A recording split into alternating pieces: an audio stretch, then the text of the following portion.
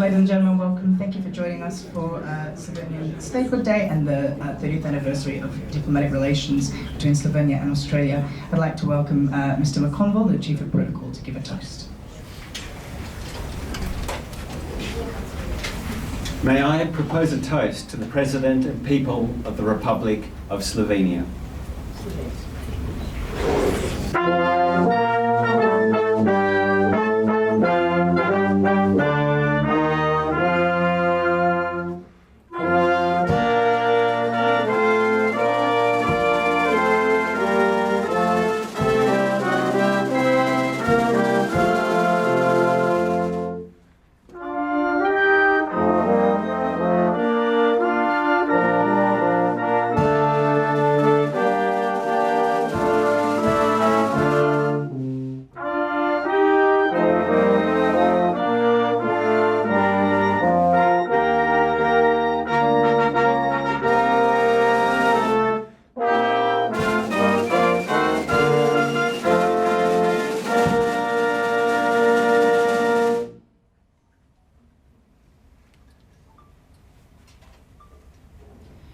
I would now like to welcome His Excellency Ambassador Rifelj to propose a toast.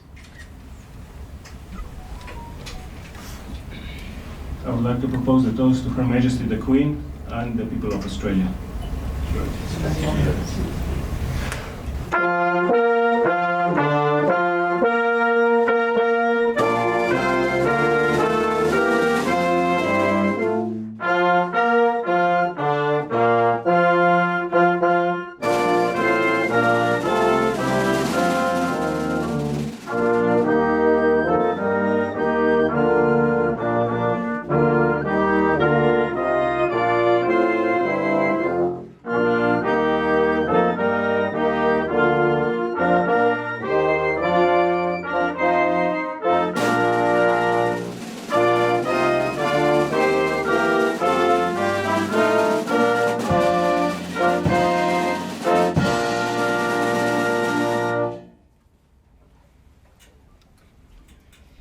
Thank you, and I will invite back the Ambassador, His Excellency Jurij Rifelj from the Republic of Slovenia for an address.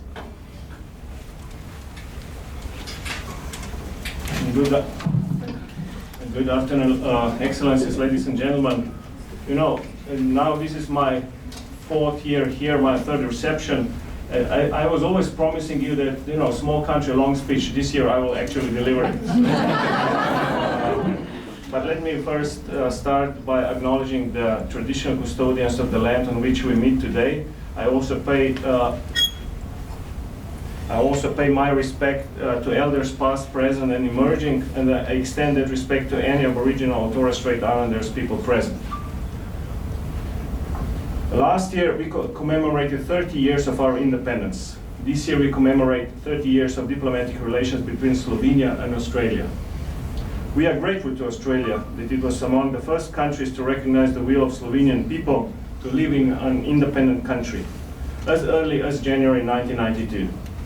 And soon after that, our countries established diplomatic relations. This establishment represented an institutional cornerstone for deepening and strengthening the relations between our peoples that had already existed before. One of them is definitely the story of rescuing Allied prisoners of war during World War II. There's a photo that you could see. One Australian prisoner of war marching with our partisans for freedom in 1944. The most successful escape of Allied POW anywhere during World War II. The other one is the fact that Australia became first a refuge and later a home to many Slovenians who left their homeland in the second half of last century. Their descendants are now proud Australians who are equally proud of their Slovenian heritage. They represent an indispensable link of friendship and everlasting ties between our two countries. And once again, here I would like to thank the representatives of our community for all the assistance that Slovenia has achieved so far, especially in the first months of our independence, to gain a fast recognition from Australia. The diplomatic relations between Slovenia and Australia have importantly contributed to the joint efforts of our two countries to uphold the rules-based international order, as it was established out of the ashes of the most devastating conflict in human history. The rules-based international order is a precondition for nations like Slovenia to find its equal place in the international environment.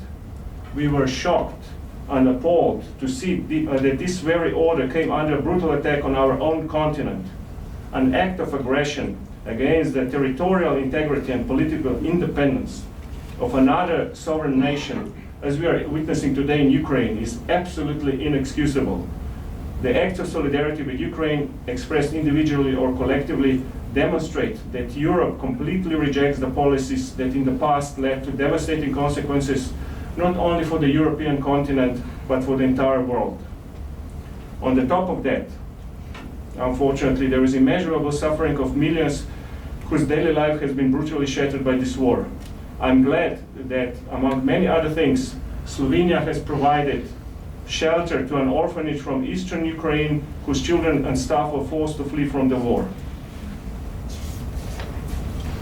In the spirit of being a constructive member of the international community, Slovenia is running for a non-permanent member of the United Nations Security Council for the period 2024-2025. As a candidate for this responsible task, Slovenia brings to the table the experience from the 1998-1999 Security Council membership and its full commitment to the multilateralism whose credentials can be easily verified. Besides dealing with the traditional challenges to international peace and security, Slovenia is also well attuned to the challenges connected to the climate change and intends to act in this direction. Slovenia and Australia will soon reinforce their institutional ties by a double tax treaty. This will unlock the new business opportunities in both countries. Despite the COVID-19 setbacks, the Slovenian economy is demonstrating strong resilience. Last year's growth of 8.1%, fueled by strong exports, primarily based on high-tech manufacturing, is the best evidence of this resilience. The trend of a robust growth has also continued in the first quarter of this year. We believe that the conclusion of the trade agreement between the European Union and Australia will also increase the economic cooperation between our countries. In the wake of COVID-19 restrictions removal, I have no doubt that Slovenia will again become a desired destination for Australian tourists. A green country with plenty of outdoor activities, as you can witness here, an exquisite cuisine that you can also witness here, and for good reason has been for good reason put on the Lonely Planet a list of the top 10 countries to be visited in 2022 globally. Besides strengthening and deepening the bilateral cooperation with Australia, Slovenia, as a member of the European Union and NATO, also strongly supports Australia's desires to establish closer cooperation with these two organizations. Excellencies, ladies and gentlemen, dragi slovenski rojaki. In less than 2 months, I will conclude my tour of duty in Australia. I can say that professionally and personally, it has been unique and very enriching experience. I would like to thank all the individuals from the Australian government, Slovenian community, Australian civil society, and the diplomatic corps whose constructive engagement provided important support to the embassy. I can say that I was privileged that I could travel around Australia and to forge new ties with Australian people and institutions. Last, but definitely not least, I would like to thank my spouse for tolerating me in these 4 years and her invaluable support during my stay in Australia. Finding the proper balance between the professional and family life that sometimes can be a little bit blurred. Everybody who's in diplomatic service knows that. Thank you very much. And now, before the party starts in its full capacity, I would like to call here Mr. Ray Plibesek, who on behalf of his sister, Minister Tanja Plibesek, will deliver her message. Unfortunately, she cannot be here with us today as she was last year. Please. Thank you, Mr. Ambassador. Thank you, Your Excellencies, and also distinguished guests. Pozdrave za slovenske gosti today. I'd like to acknowledge the traditional owners of the land of the Nalama people in which we meet today. Tanja Plibesek, the Minister of the Environment and Minister for Water, sends her apologies, and she wasn't able to be here today. She's preparing for Environmental Ministers' meeting and heading to Lisbon, I'm told, by her office. So apologies from her. Tanya's asked me to say a few words, so I'm going to read just half a page of her comments. So I'll do it strictly as she's written it, otherwise I'll be in trouble. Today we celebrate 31 years of Slovenian independence. The story of June 1991 is one we're rightly proud of. At first, Slovenia tried to claim its independence peacefully. The question was put to a democratic vote. Over almost 90% of Slovenians voted to make Slovenia a sovereign nation. But then, when it was necessary, Slovenes fought for their freedom. Those 10 courageous days gave birth to the modern nation. By any measure, the Republic of Slovenia has become a great success story. It is peaceful and democratic. It's developed a diverse, sophisticated, modern economy. And its people are highly educated, with more than 90% speaking a second language. When my parents' generation left Slovenia after World War II, they embraced their second home here in Australia. But they never lost their deep connection with Slovenia. And their children, including myself, didn't lose it either. Tanya says, I love returning to the beautiful country of my parents' birth. I love walking on the cobblestones beside the Leblanca River. I love swimming in Lake Bled, even though it's very cold. I love sitting in the long twilight enjoying a plate of prosciutto, which is like the Slovenian version of smoked meat, and some Kransky sausages and a glass of Sivi Pinot, or grey Pinot. And Tanya says she can't wait to go back. Now, just a few words from myself. Tanya mentioned in 1991 that there was a struggle for Slovenian independence. What she didn't say was she was actually in Slovenia at that time, just finishing university. So in 1991 we tried to contact her, and as the war took place we had trouble as a family. And I remember my parents and myself phoning various relatives and just hearing gunfire and bombs being dropped from various places in Slovenia around Ljubljana. So you can imagine we were all very worried and then relieved after a few days when Tanya made it across the border into Italy, which interestingly enough was how my mother came to Australia via Italy as a refugee through Italy. Tanya and I grew up speaking Slovene at home, and we're both very proud of our Slovenian heritage. And we still speak it at home with my mum, who's now just turning 90 years old. So congratulations to Slovenia on her independence, and čestitam Slovenia za samostojno. Hvala lepa. Thank you.